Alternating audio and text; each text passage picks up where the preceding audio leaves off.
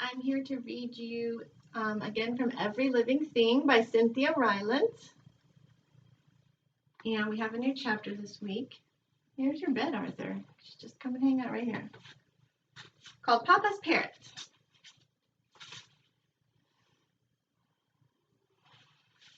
Come on.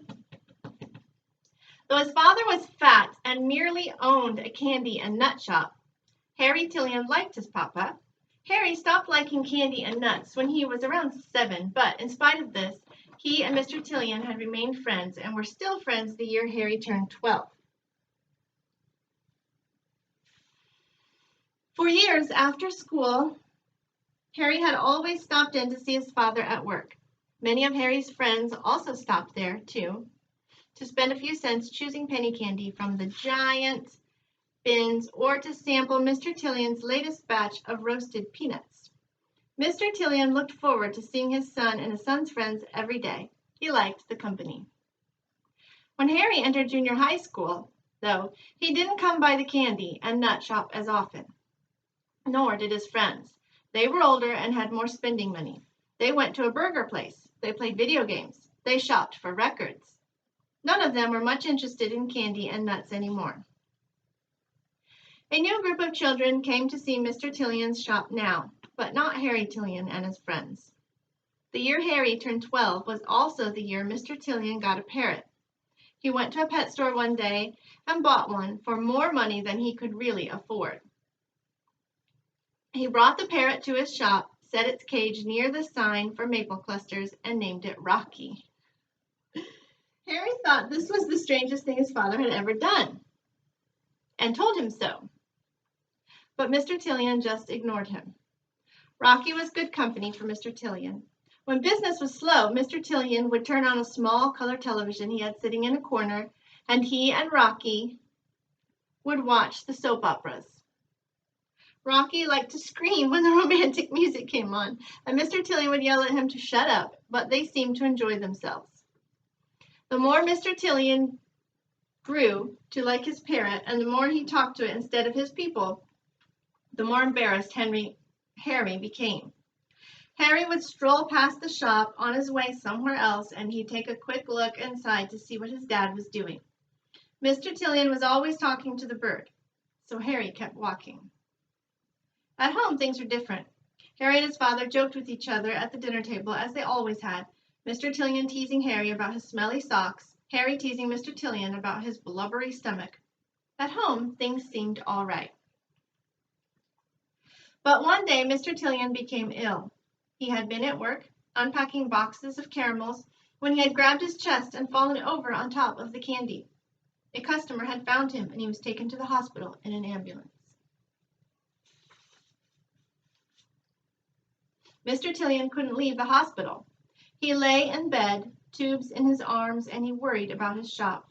New shipments of candy and nuts would be arriving. Rocky would be hungry. Who would take care of things? Harry said he would. Harry told his father that he would go to the store every day after school and unpack boxes. He would sort out all the candy and nuts. He would even feed Rocky.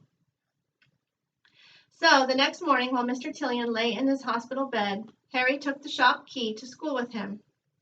After school, he left his friends and walked to the empty shop alone. In all the days of his life, Harry had never seen the shop closed after school. Harry didn't even remember what the close sign looked like. The key stuck in the lock 3 times, and inside he had to search all the walls for the light switch. The shop was as his father had left it. Even the caramels were still spilled on the floor.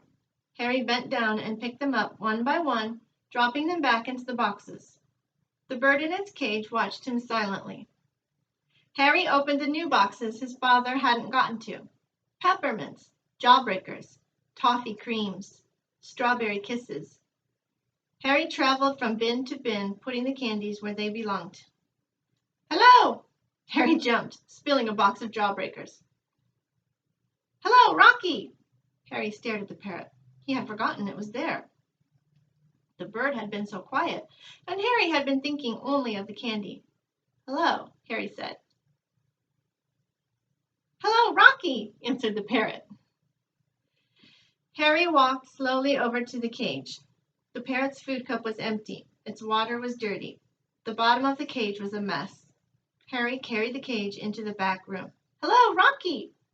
"Is that all you can say, you dumb bird?" Harry mumbled. The bird said nothing else. Harry cleaned the bottom of the cage, refilled the food and the water cups, and then put the cage back in its place and resumed sorting the candy. "Where's Harry?" Harry looked up. "Where's Harry?" Harry stared at the parrot. "Where's Harry?"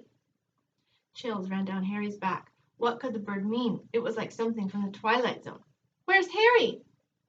Harry swallowed and said, I'm here, you stupid bird. You stupid bird," said the parrot. Well, at least he's got one thing straight, thought Harry.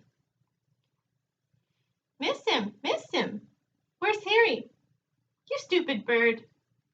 Harry stood with a handful of peppermints. "What?" he asked. "Where's Harry?" said the parrot. I'm here, you stupid bird, I'm here," Harry yelled. He threw the peppermints at the cage, and the bird screamed and clung to its perch. Harry sobbed. "I'm here!" The tears were coming. Harry leaned over the glass counter. "Papa!" Harry buried his face in his hands. "Where's Harry?" repeated the bird. Harry sighed and wiped his face on his sleeve. He watched the parrot.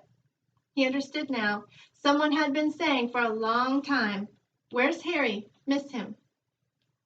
Harry finished his unpacking, then swept the floor of the shop. He checked the furnace so the bird wouldn't get cold. Then he left to go visit his papa. And that is the end of that chapter. I hope you liked that story. There are comprehension questions in Monday's email if you would like to do that for one of your works. And I will continue to read another chapter from this every day until we finish. Thanks for joining us. Hasta luego.